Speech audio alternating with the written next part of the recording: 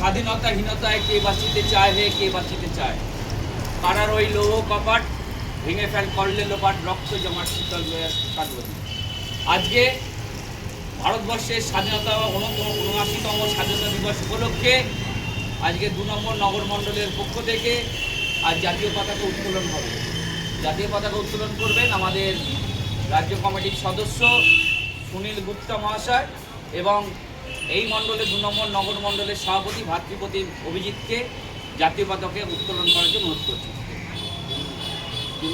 भारत माता की जय, वंदे मातरम, वंदे मातरम, वंदे मातरम, वंदे मातरम, वंदे मातरम। भारत माता की जय, भारत माता की जय, भारत माता की जय, भारत माता की जय, वंदे मातरम, वंदे मातरम, वंदे मातरम, वंदे मातरम, वंदे